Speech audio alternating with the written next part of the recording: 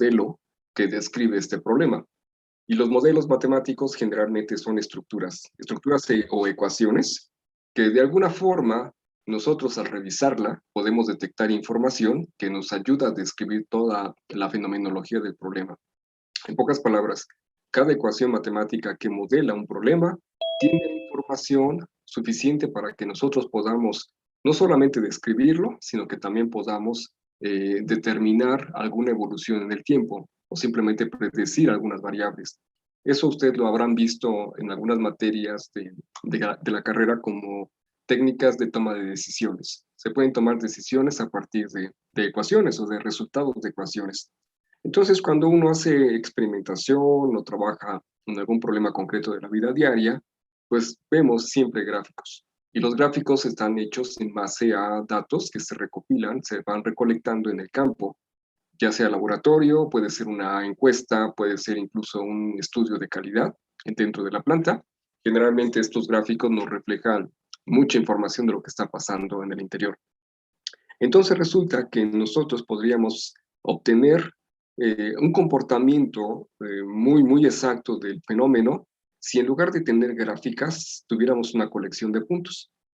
Entonces, cuando tenemos estos puntos, en realidad lo que estamos utilizando son técnicas numéricas aplicando análisis determinístico, porque con estos números, pues prácticamente sabemos cómo evoluciona la dinámica de esta situación o de este problema.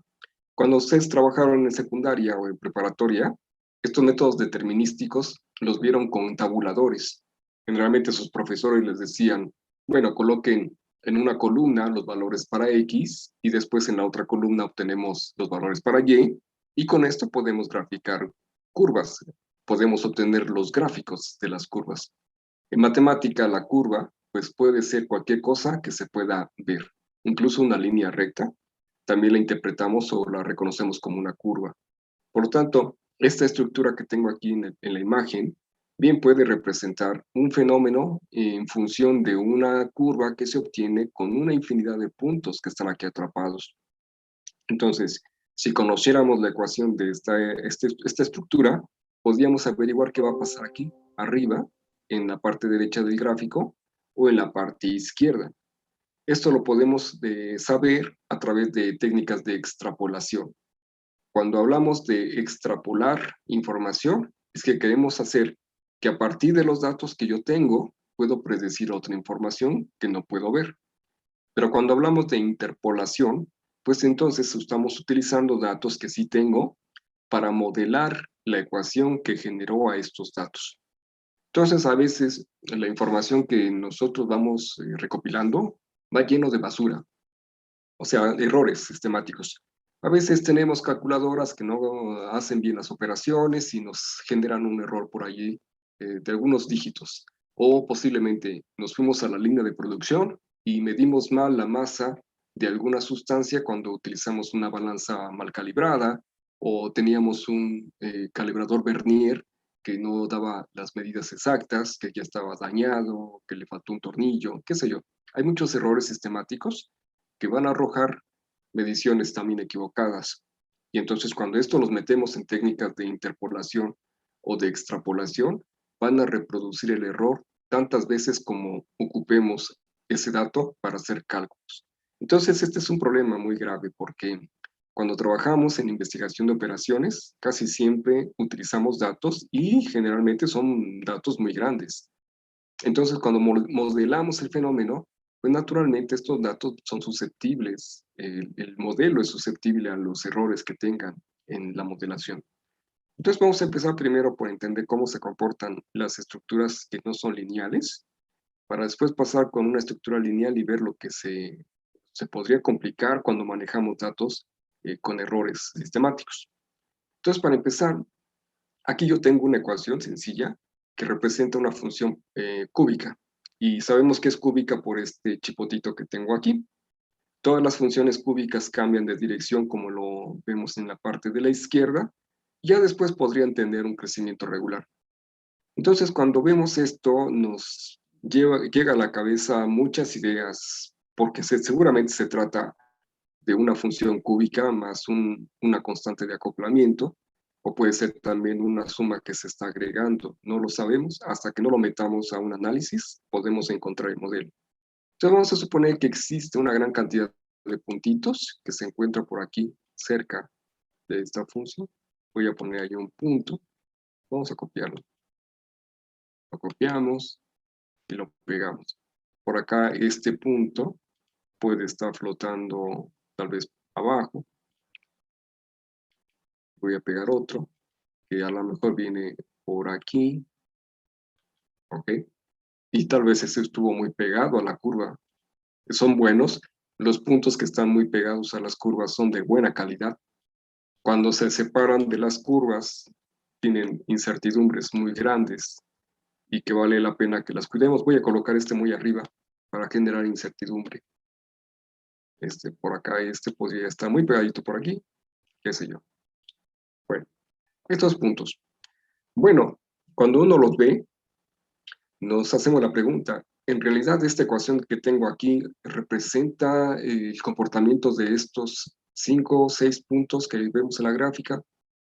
Y pues realmente nos deja muchas dudas, y sobre todo porque estos puntos que están flotando pueden provocar un desorden y puede hacer que nuestros modelos cambien de coeficientes, de constantes, porque incluso si nosotros tomamos la libertad de moverla un poquito, por ejemplo, hago este desplazamiento, los puntos, si bien están cerca de la curva, ya no pueden llamarse representativos del fenómeno. E incluso si esta misma ecuación la muevo un poco más, tal vez ahí sí todavía puede ser representativa, pero este punto que estaba arriba flotando tiene un comportamiento un poquito más ajeno a las tendencias de los otros 5 y por lo tanto puede ser candidato a ser eliminado de la representación. Pero cuando eliminamos datos, es probable que estemos quitando información muy importante y relevante. Porque uno podría pensar que este puntito simplemente es un error sistemático de las mediciones, pero a lo mejor este puntito tiene información de un evento que con el tiempo se va a manifestar de varias formas y puede causar, si se trata de una máquina, puede causar un desperfecto. Entonces son como puntos de alerta también. Así que uno tiene que aprender más o menos a distinguir qué valores vale la pena conservar y qué otros puntos vale la pena que los descartemos. Pero cuando los descartemos, tenemos que estar conscientes de que puede haber ahí un error de interpretación. Entonces resulta que esta ecuación puede ser correcta, pero a lo mejor por ahí un ingeniero, otro ingeniero, hace un análisis un poco más preciso y se da cuenta que hay otra curva que tal vez funcione mejor, por ejemplo, esta línea recta. Bueno, es cierto, esta línea recta también tiene los puntos periféricos que están flotando arriba y abajo, pero tiene una enorme ventaja con respecto a la función polinómica que tengo aquí abajo, que la dispersión que hay con respecto a la línea no son tan grandes con respecto a la función original. Incluso tal vez esta línea recta no sea la ideal, porque tal vez podríamos tener una función exponencial que venga y haga esto, que venga por aquí, pase tal vez por algunos de ellos y sienta la presencia del primer punto que nos causó un poco de conflicto y a lo mejor tenemos esto. Entonces vean aquí que si bien esta línea que tiene un crecimiento asintótico pasa por los puntos 5, pero los primeros 5 puntos incluso puede contemplar un poco al punto exterior que nos causaba conflicto. Entonces este es el principal problema que tenemos cuando analizamos problemas no determinísticos. Tratar de encontrar una mejor ecuación que ajuste a los datos. Entonces esto se complica muchísimo porque cuando trabajamos problemas de investigación de operaciones, hay propiedades del problema que se pueden comportar con distintas tendencias. Y estas tendencias van a generar no solamente una ecuación con un comportamiento determinístico, sino que también van a generar áreas de incertidumbre. Porque si bien estas tres curvas las puedo utilizar para describir los puntos, aquí hay unas regiones, voy a tratar de pintarlas. Estas regiones pues me indican o tienen mucha información que podríamos utilizar para interpretar el fenómeno. Particularmente esta que parece una cuchara, ¿no? No sé si alcanzan a verlo, pero déjenme ver. No se ve mucho. Voy a tratar de pintarlo otra vez. A ver, sacamos. Ya se pasmó. Bueno, esta cucharita que está aquí, de alguna manera tiene información que me permite, pues más o menos estimar si el modelo original es correcto o los modelos posteriores van a responder mejor que la ecuación original. Entonces, cuando tenemos esta situación en la industria, pues lo único que nos queda es confiar en nuestra experiencia y los datos y las tomas de decisiones que hagamos tienen que corresponder a estas zonas de incertidumbre. Podemos atinarle al problema, ¿no? Pero a veces, generalmente, no, porque necesitamos otras funciones que lo acoten. Entonces, para comenzar a tratar de quitar esta basura, lo que tenemos que hacer es aplicar técnicas de reducción.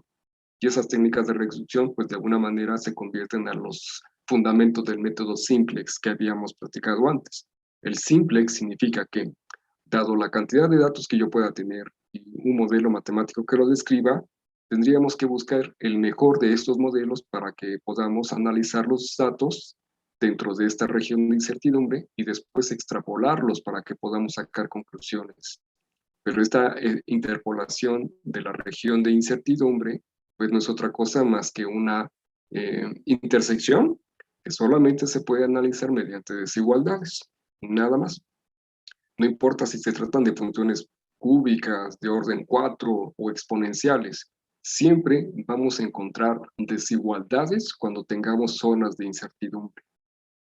Porque estas zonas de incertidumbre ya no hablan de un solo valor determinístico, sino que hablan de regiones determinísticas. ¿Ok? Entonces, lo que hizo, por ejemplo, von Neumann, cuando trabajó el análisis de este tipo de problemas, es que comenzó a acotar las zonas de incertidumbre con líneas rectas. Pero estas líneas rectas las interpreta de una manera muy formal. Simplemente habla de relaciones lineales, ¿ok? Relaciones lineales que son muy distintas a una línea recta. O sea que no todas las relaciones lineales son rectas, pero todas las líneas rectas son relaciones lineales. Eso es lo que quiero decirles. Entonces vamos a entender un poquito qué significa esto de relación lineal. Bueno, von Neumann pensó que podríamos seguir manejando el espacio real como lo manejaba Descartes. Es decir, que tenía un conjunto de números, aquí voy a poner, de números reales. Recuerden que ese conjunto se le llama siempre R. La letra R lleva un respaldo para distinguir este conjunto de números reales. Después lo procesamos con una estructura matemática. Vamos a ver si puedo usar este símbolo. A ver si me permite. Voy a dar una vuelta. Sí.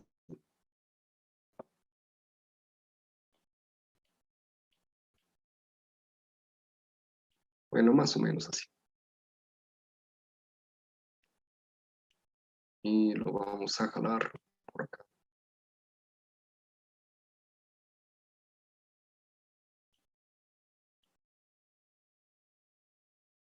Bueno, ahí está. Y ahora vamos a tomar otro círculo, que va a ser este. Ponemos aquí, así.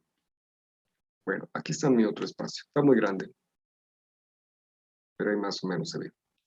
Entonces, lo que hacía von Neumann es que tomaba valores de este conjunto de números, los procesaba a través de una estructura no necesariamente lineal, y lo que obtenía era valores que les podemos llamar en este momento valores Y. Muy parecido a lo que ustedes hicieron en cálculo integral diferencial. Hacemos mapeo de funciones que son inyectivas.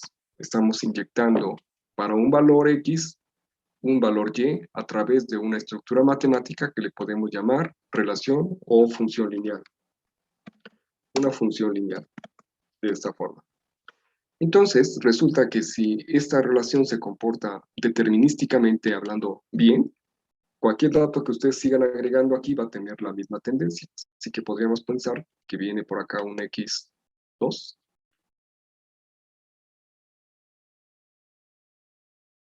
Y vamos a generar un Y2 también. Pues lo voy a copiar. Copiamos, lo pegamos. Aquí. Bien. Entonces aquí tengo mi Y2, mi X2, mi Y2.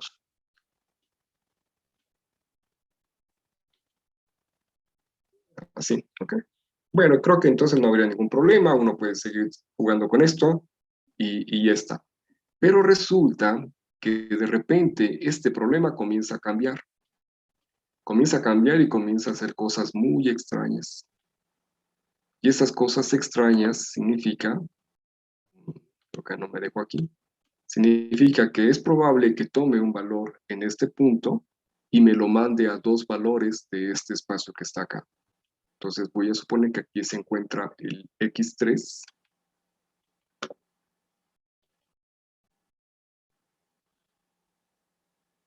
X3, y cuando lo mapeamos, pues va a mandarlo a otro espacio que se llamará posiblemente Y2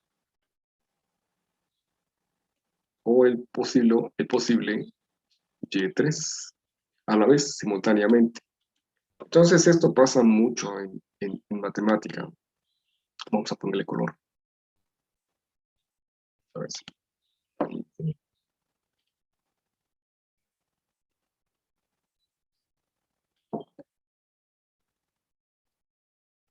A ver, ¿qué lo quiero yo? Aquí está. Y vamos a ponerle negro. Tenemos aquí un negro. Acá hay otro. Ese también lo colocamos negro.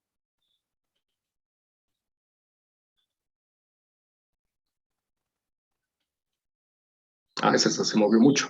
Bueno, ahorita lo corrijo. Y este se va por acá. Bueno, está bien. Vamos a mover un poco. Así. Bueno, más o menos va a pasar esto. Entonces aquí abajito tenemos nuestro Y3.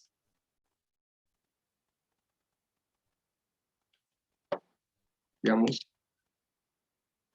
y lo pegamos.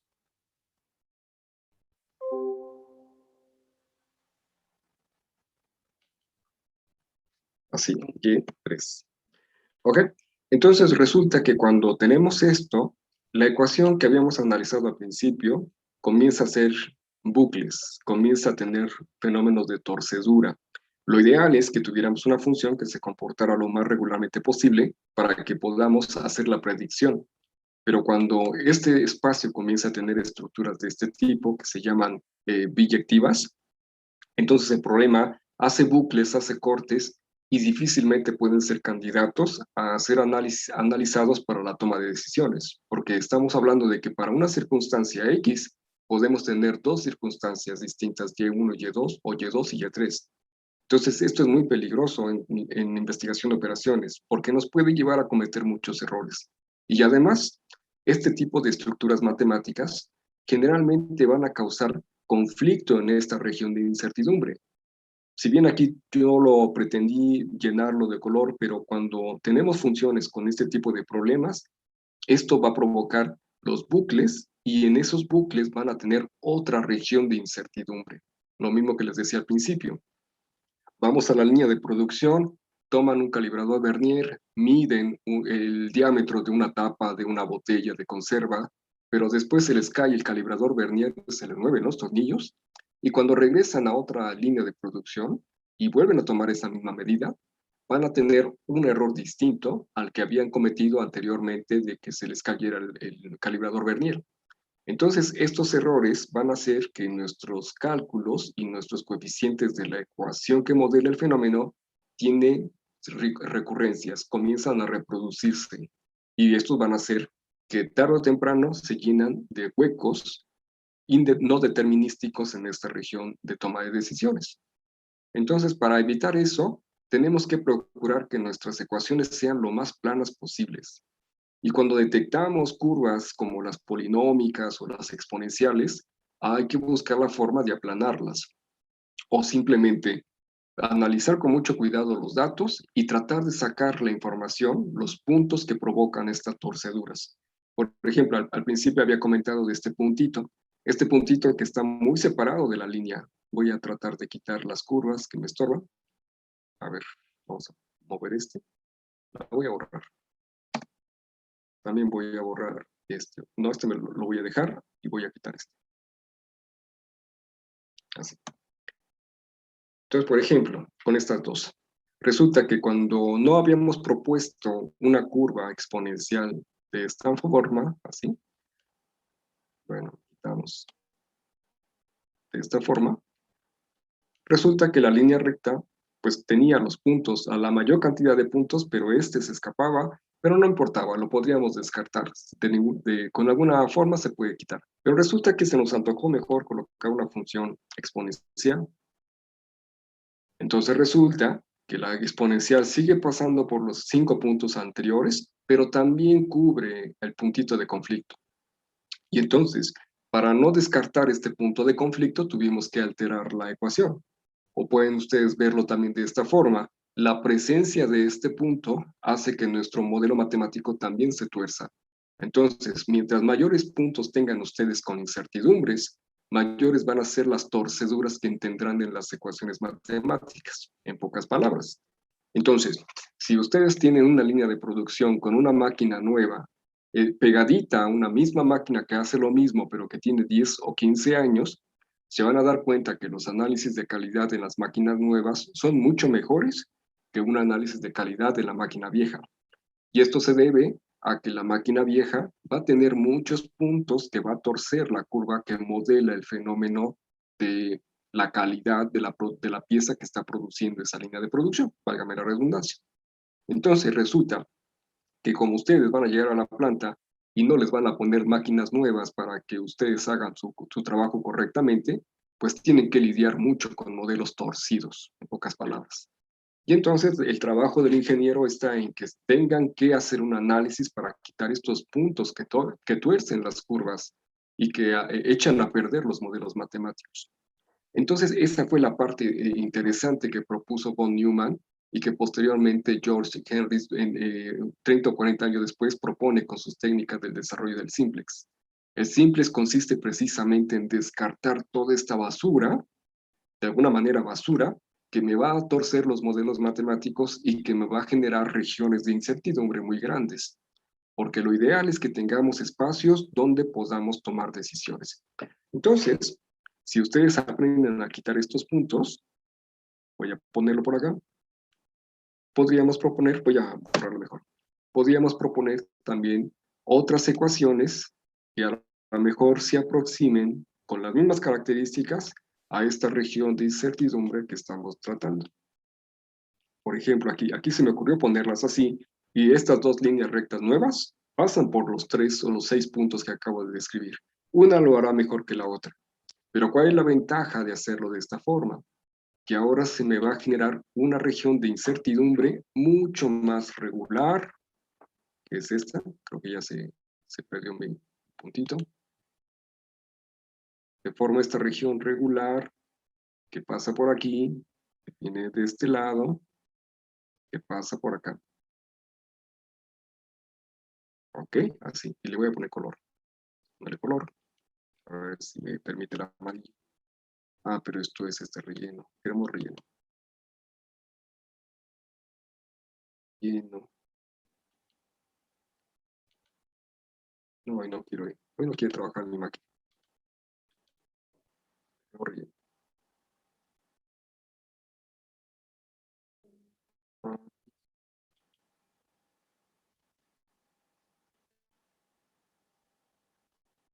ahí está. Bueno, entonces ya tenemos esta región, que fíjense la diferencia de haber colocado la ecuación anterior, que me provocó la torcedura de la ecuación. Esta región amarilla es correcta en todos los sentidos, porque se ajusta de la mejor forma posible con esta línea recta que está aquí, con esta otra línea recta que está acá y con esta otra línea que está aquí. ¿Y por qué digo que lo hace de la mejor forma? Bueno, pues porque estas estructuras matemáticas tienen dos propiedades muy importantes que hay que tener siempre presentes. Para que se puedan comportar linealmente, tienen que cumplir la cerradura bajo la suma y la cerradura bajo el producto por un escalar. ¿Ok? Entonces, fíjense nada más cómo se comporta esto. Vamos a suponer que ustedes tienen una cuenta bancaria de 1 millón de pesos, y la dejan en el banco que les va a ofrecer un rendimiento del 1% anual. ¿Cuánto van a ganar en un año? ¿Quién me puede decir?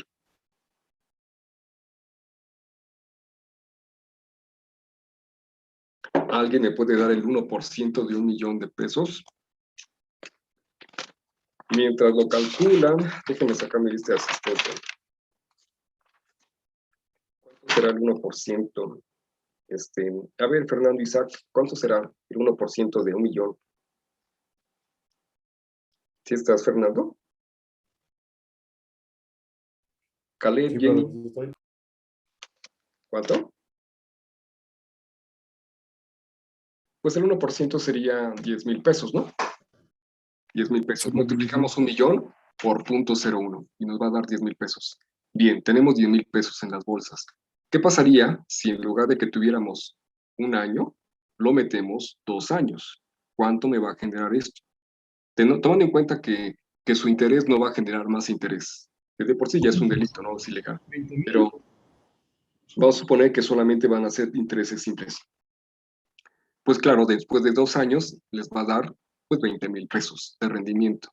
Eso significa que cuando ustedes meten un dato y le agregan otro valor, el resultado es el equivalente a sumar las respuestas independientemente, como si tuviéramos dos procesos distintos.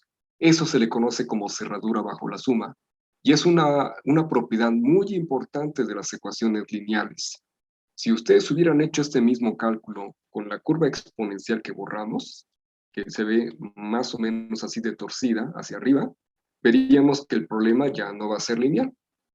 E incluso fue tan interesante que lo estudió muchísimo el matemático alemán Euler, y a él se le debe precisamente el nombre de esta ecuación. Euler trató de entender si las ecuaciones que se tuercen de esta forma también conservan la propiedad de cerradura bajo la suma, y se dio cuenta que no. Pero la consecuencia de este análisis fallido de la relación lineal de una exponencial es que pudo obtener la expresión para el seno y coseno en términos de funciones exponenciales, que ya de por sí es un desafío intelectual muy fuerte. Pero fíjense nada más que un intento fallido dio como consecuencia un resultado matemático importantísimo actualmente en la matemática. Por lo tanto, Euler se dio cuenta que los modelos lineales no funcionan en la letra exponencial, que es una potencia, y tampoco funciona en la potencia de base 10, ni tampoco en la de base 2. Solamente funcionan estas cosas que se ven así. Entonces, para poder entender esto, se crearon una forma muy elegante de representarlo, que es lo que vamos a empezar a trabajar aquí. Las relaciones lineales tienen que cumplir, por lo tanto, dos propiedades. Y voy a poner, cumplen dos propiedades. La primera propiedad, le voy a llamar la número 1 o primera, ¿okay? Se le conoce como la cerradura bajo la suma, ¿ok? Y la segunda propiedad se le conoce como cerradura bajo el producto por un escalar. Y vamos a entender por escalar a cualquier número que sea el número real. Número real, ¿ok? Y estos números reales, pues, en álgebra generalmente utilizamos la letra A, B, C, D, y ya está bien, se sigue utilizando en investigación de operaciones, pero nos acostumbramos a utilizar la letra K para los números reales y de preferencia letra minúscula. Entonces, cuando metemos en nuestros modelos constantes K numéricas, pues sabemos que si están dentro de un proceso lineal van a cumplir con esta propiedad de cerradura. Y ahorita les explico en qué consiste este fenómeno. Entonces, la primera propiedad, ¿cómo la representamos matemáticamente? Significa que si ustedes regresan a su gráfico y aquí tomamos para una... ¿Perdón? ¿Sí? ¿Cuestión? ¿Dudas? No. Ok.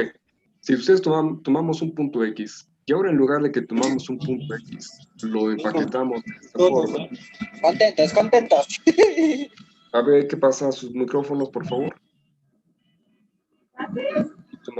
Tomamos dos puntos que voy a llamar X2 más X3 y lo cerramos.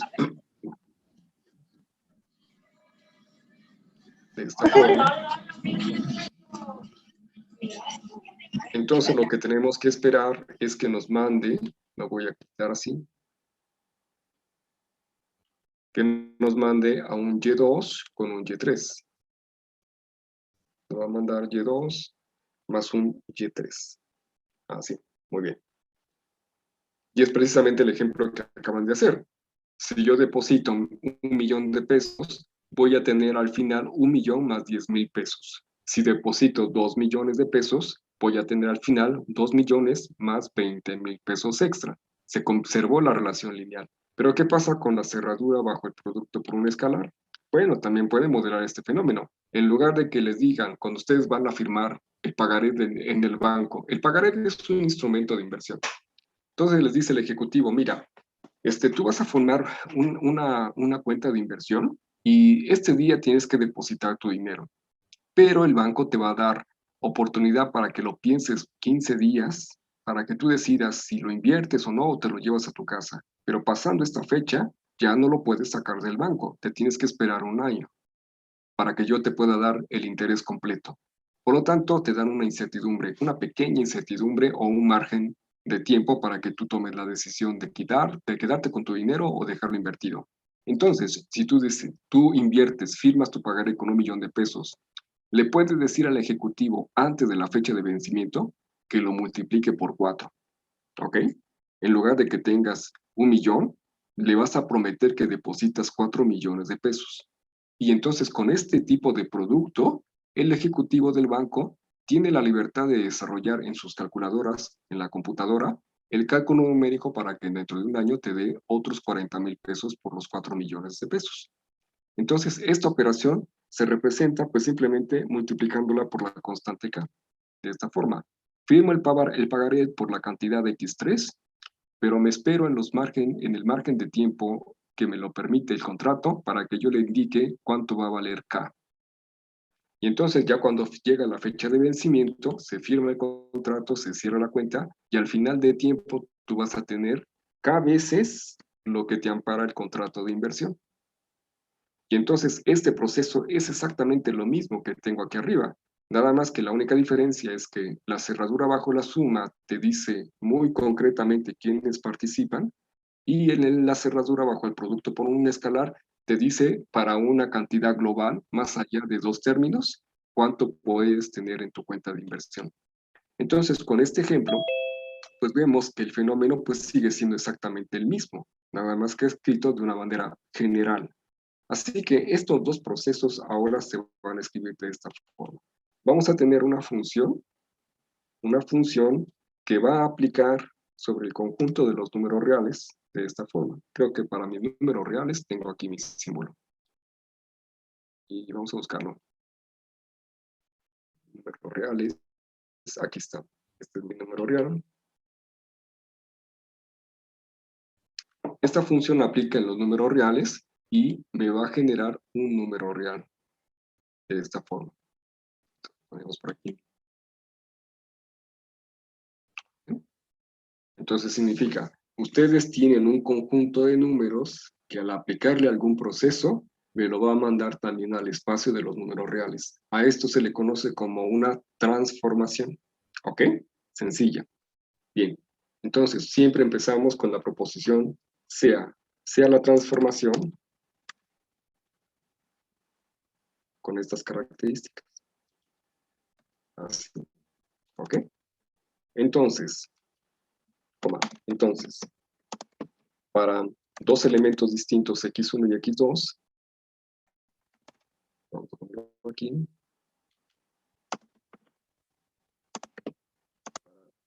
Dos elementos distintos, de esto es importante que sean distintos. Cerramos acá. Dos elementos distintos, ¿qué les parece si le llamamos x1 y x2? Y x2. Ponemos acá. La misma transformación va a generar esta otra situación. Entonces, la situación voy a tener aquí sería que ahora la transformación f va a aplicar en un número x y me lo va a mandar a un número y. Entonces, para dos elementos x, lo voy a representar de esta forma. Va a aplicar en el x1 y le vamos a sumar el valor x2 y nos los tiene que mandar al valor y1 con el valor y2. Así más, x2. Cerramos y nos los manda entonces al espacio y1 con el y2. Y aquí le ponemos el y2. Así. Listo. Ok, entonces lo que tenemos aquí en el gráfico anterior es que esta operación matemática simplemente se describe con esta relación lineal. ¿Y qué va a pasar con el producto por escalar, o sea, el producto de la cerradura? Va a pasar exactamente lo mismo. Si ustedes tienen un número que pertenece a los reales y lo multiplicamos por una constante que está en los reales, pues vamos a tener el producto multiplicado. Entonces voy a ponerlo de esta forma aquí. Acá, cerramos. Aquí cerramos. Pero la diferencia ahora que la letra K queda afuera, de esta manera. Así. Entonces, esto es precisamente lo que tenemos que cuidar siempre en nuestros problemas, que nuestras relaciones sean lineales. Porque de lo contrario, si no tenemos una relación lineal, es porque hay un punto o hay un conjunto de puntos que me van a provocar una torcedura en la ecuación matemática. Y entonces estas torceduras van a generar zonas de incertidumbres muy difíciles de trabajar, muy complicadas. Aquí viene una exponencial y estas zonas de incertidumbre se convierten en una locura numérica, que no es difícil, pero simplemente son muchos datos para procesar. Y eso no nos conviene. Y además, si nuestra álgebra está muy mal, que estamos bastante bajitos en álgebra, pues todavía esto se complica muchísimo. Entonces vamos a suponer que se descartan estos casos y nos quedamos solamente con tendencias que van a cumplir con estos dos criterios que están acá. ¿Ok? Entonces, si sirve para un punto, va a servir para dos. Eso es muy importante. Entonces, en función de esto, podemos regresar ahora solamente a analizar el caso de una sola línea. ¿Qué pasaría si tenemos una sola estructura matemática para empezar el análisis? Porque lo que le pase a una, le va a pasar a las otras. Y si yo puedo sacar una relación con una, podemos sacar una relación independiente para las otras. Pero la ventaja de trabajarlos independientemente, veanlo otra vez, me regreso aquí, la ventaja de trabajarlos independientemente es que en determinado momento puedo interpretarlos como si fuera un comportamiento de conjunto. Esto es lo que realmente significan estas dos relaciones. Trabajarlos solas o trabajarlos en conjuntos me van a dar los mismos resultados. Pero eso solamente si son relaciones lineales. Entonces, la misma perspectiva. Calculamos por aparte o independientemente una tendencia y después puedo calcular la otra tendencia y después analizarla en conjunto.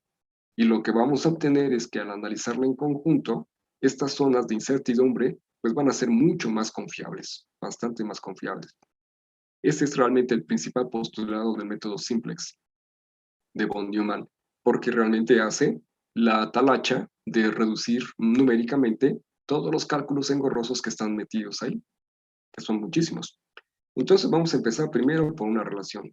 Y suponemos entonces que en esta relación tenemos los famosos puntitos. Ya aquí hay un puntito. Vamos a copiar. A ver si me lo permite. O este. Aquí. Copiamos y lo mandamos para acá. Por ahí lo pego. Entonces, un puntito se encuentra por aquí. Este sería nuestro x1. Y otro punto se encuentra por acá, que es el x2. Pero no importa en dónde esté. Ahora, puede darse el caso de que estos puntos están arriba y abajo, pero cuando son dos, hay una línea recta que pasa por ellos. Y este es un postulado importante de la geometría de Euclides. Dos puntos distintos van a tener una línea que los cubra por completo. Ya tres puntos distintos ya nos metemos en problemas. Ahí hay que trabajar de otra forma, ¿no? Pero con dos puntos es suficiente. Bueno, entonces resulta que estos dos puntos van a proyectarse en los respectivos ejes, que son los espacios dominio y rango. Aquí está. Bueno, ahí los tenemos. Entonces vamos a sacar estas proyecciones que decía aquí. Para un valor X le va a corresponder un valor de Y a través de esa relación lineal. que tenemos, que este es el mapeo en realidad, ¿no? Bueno, pues entonces ponemos una proyección hacia abajo. Aquí está. La voy a mover un poco. Ahí está. Tengo otra proyección hacia abajo. Muy bien. Y vamos a ponerle puntitos. Estos. Le damos un poquito de calidad. Aquí también. Tenemos puntos. Un poco de calidad. Bien. Y los vamos a proyectar en el espacio rango, que sería este, con el famoso mapeo. Bajamos un poco. Ahí le damos puntos.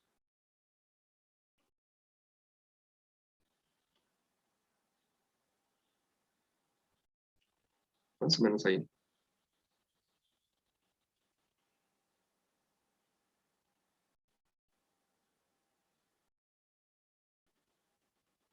Bien. Y el último sería este, por acá.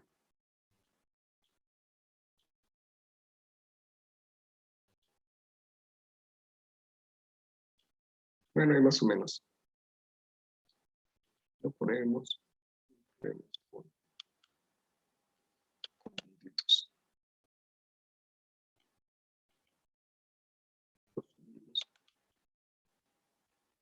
Y, y creo que ya está. Bueno, pues tenemos entonces esta relación.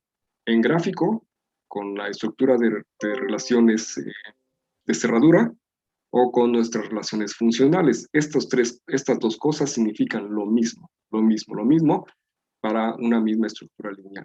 ¿Ok? Pero la pregunta sigue siendo esta. ¿Qué información? Yo al principio les dije que cuando tenemos un modelo matemático y una representación gráfica, hay datos en el interior que nos indican cómo se comporta esta tendencia. Entonces la pregunta aquí es, ¿dónde está ese dato que me indica dónde está la tendencia? ¿Cuál es esa huella digital que si yo la quito de la ecuación y me la llevo a otro lugar, me sigue reflejando la misma tendencia del modelo? Bueno, esa huella digital no es otra cosa más que la inclinación. Esta inclinación, ¿qué pasó? Yo desconecté. Déjeme compartir otra vez. Creo que sí desconecté aquí. A ver. Sí. Esa inclinación la podemos encontrar con la ecuación matemática de la tangente. Entonces, para eso voy a trazar otra vez una línea, que es la prolongación de esta, que va a pasar por acá. Y vendrá de este lado. Más o menos ahí. Entonces, si ustedes colocan esta línea y la ponen aquí abajo, la ponen aquí arriba, pues va a dar la misma relación que es la que contiene la información de la tendencia de esta línea recta. Por lo tanto, la puedo poner aquí, la voy a copiar. La podemos poner aquí abajo, o la podemos poner más abajo. Y este es precisamente los datos que necesitamos, nada más, para que podamos sacar la información. Pero para eso, pues obviamente, pues tenemos datos. Estos datos nos indican los elementos del dominio. Aquí se encuentra el X1. Acá tendremos el X2. Está el X2. Aquí arriba tendremos el Y2. Y2. Lo centramos. Así. Y de esta parte tendremos el Y1. Lo pongo así. Entonces son estos los dos elementos que al procesarse en la transformación lineal pues nos van a generar los dos espacios independientes. Entonces ya con esta información podemos comenzar a crear el modelo matemático de esta relación. Y para eso entonces proponemos sean dos elementos distintos que le vamos a llamar el X1 y el X2. ¿Okay? Como están aquí.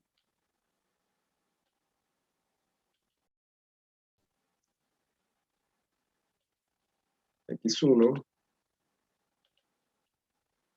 y X2.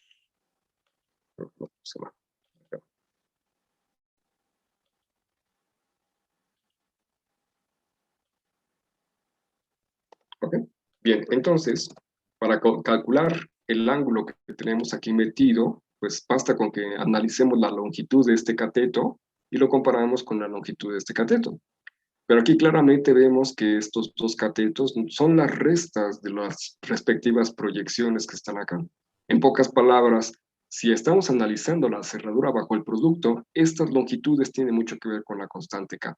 Pero para poderla primero desarrollarla, porque la constante K se va a convertir a una letra nueva, vamos a analizarla primero por separado. Sería la longitud del Y2 completo, que es de abajo, desde el origen hasta arriba, y le quitamos una rebanada que es del 0 al Y1. Entonces con esto tendríamos este segmento que aparece aquí. Y lo mismo pasa con la X. Le quitamos la longitud del X2 con respecto a la longitud del X1 y nos quedamos con este cateto. Por lo tanto, de aquí podemos sacar la ecuación que la tangente de un ángulo que le llamamos θ no es otra cosa más que el incremento en X y el incremento en Y divididos. Primero ponemos el incremento en Y de esta forma y lo vamos a dividir entre el incremento en X, que quedaría de esta forma. ¿Ok? Y este valor se va a repetir en todos los puntos que ustedes elijan.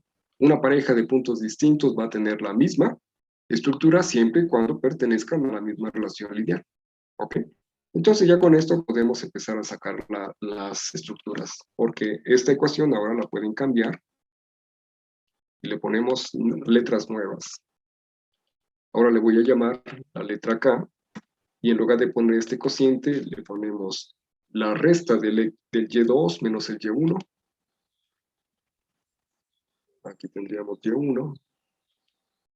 Creo que no se ven las restas, voy a ponerle zoom. Así. Y abajo ponemos las X2 menos el X1. Menos el X1. Así. ¿Ok? Bueno, y hasta ahí no hay ningún problema. Pero ¿qué pasaría si por alguna razón volvemos a tener ese punto extraño, ese punto que nos va a causar ligeros conflictos? Por aquí aparece un tercer punto, un punto extraño. Voy a ponerlo a ver si...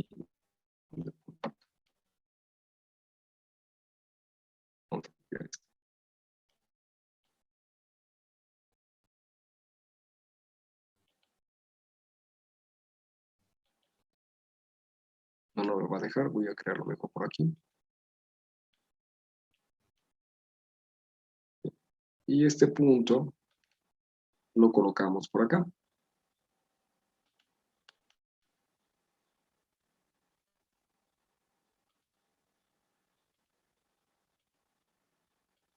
Por aquí. Pero la diferencia de los otros dos es que este punto no lo conoce. Y recuerden que lo que estamos haciendo es tratar de interpolar los datos que no están dentro de esta zona de confianza, los puntos que estamos nosotros analizando. Este punto está fuera y no lo conocemos. Pero por el simple hecho de pertenecer a la misma estructura matemática, esta ecuación se cumple, porque tiene la misma constante K de la relación lineal. Entonces, para ese punto distinto, para un punto distinto y desconocido, la ecuación se transforma ahora de la siguiente forma. Va a seguir conservando la letra K, pero una de las dos letras, ya sea el Y1 y el Y2, ya la conocen, pues simplemente va a quedar como un pivote y dejamos como marca desconocida una de estas dos variables, por ejemplo el X2. Así. Entonces nuestro trabajo es encontrar un marco predictivo para el valor de Y desconocido en función de lo que ya tenemos por ahí conocido. Entonces, si hacemos aquí una descomposición algebraica, pues basta con que le coloquemos paréntesis a esto y despejemos la letra Y. Entonces, cuando hacemos el producto con la letra K, pues nos va a quedar de esta forma. Aquí sube el paréntesis que se llamará ahora el X menos el X1. Copiamos. Recuerden que los que tienen subíndice son conocidos. Y entonces desaparece todo esto. Y aquí nos quedaría solamente el Y menos el Y1. Y1. Entonces, ya nada más basta con que mandemos este para el otro extremo y desarrollemos algebraicamente estas dos estructuras. Por lo tanto, copiamos y la mando para acá. Entonces aquí va a quedar con el signo positivo Y1. Lo pongo aquí. Y del otro lado lo quitamos. Así. Bien. Bueno, entonces nada más la propiedad distributiva, esto se va a convertir a una K que multiplica una X desconocida menos una K con una X conocida. Recuerden que también la letra K se conoce porque fue la que nos dio la pauta y es la que tiene la huella digital de la estructura matemática. Y además le agregamos el elemento conocido Y1 para la ecuación. Y entonces lo que tenemos de este lado es el elemento desconocido Y, el que estamos prediciendo o diagnosticando. Entonces, para evitar problemas, a estas 4 constantes o 3 constantes, como son números reales, van a cumplir con esta propiedad que tenemos acá, con la cerradura bajo el producto por escalar. Entonces, si van a cumplir con la cerradura bajo el producto por escalar, pues mejor empaquetamos en una sola estructura, en un solo número, porque al final de cuentas es una constante real. Así que lo que hacemos es le ponemos un nombre. En matemática le hemos llamado por tradición letra B, y esa letra B pues no es otra cosa más que esto. Y lo pegamos, ¿ok? Entonces ya tenemos nuestro modelo prácticamente terminado. Déjenme ver. Ahí dónde están mis símbolos.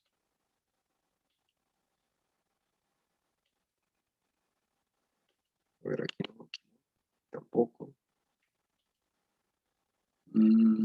Ya lo perdí. ¿Dónde estás? Aquí está. Por lo tanto, ya nuestra ecuación se convierte a esto. La voy a dejar aquí. Y lo pegamos. Entonces, fíjense nada más. Esto va a quedar como una constante, perdón, como una incógnita, y esto queda como una letra conocida. Así que voy a colocar primero la letra Y. Y va a ser igual a una K por X más una constante B. Y todo lo demás de esta forma y de esta forma. Y listo. Ya está.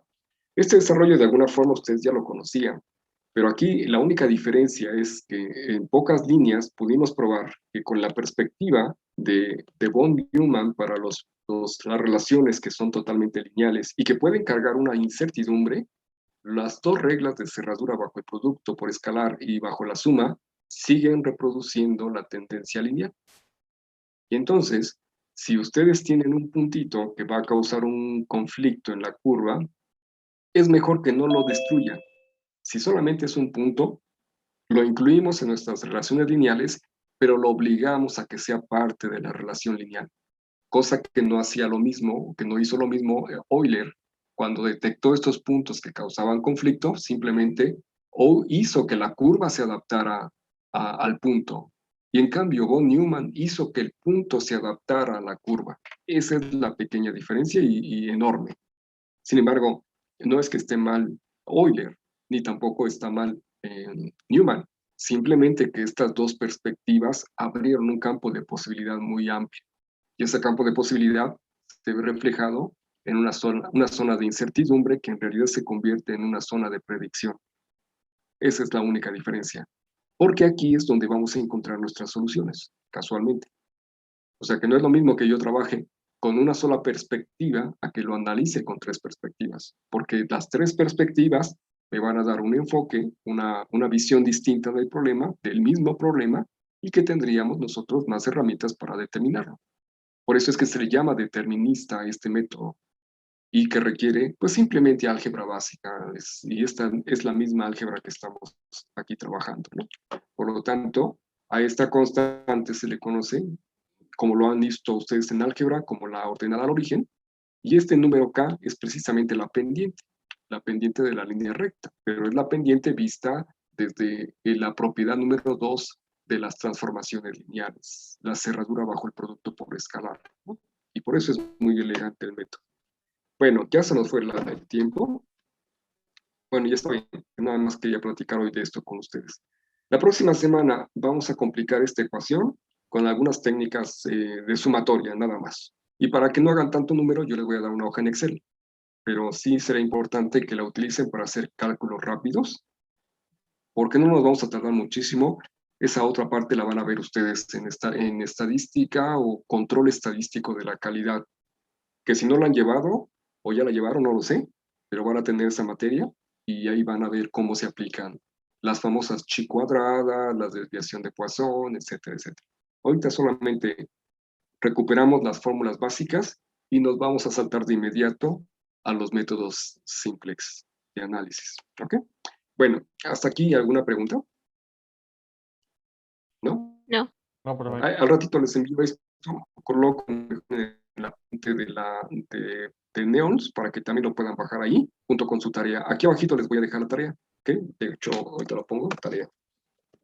Tarea, semana 3, y les pongo la fecha de entrega.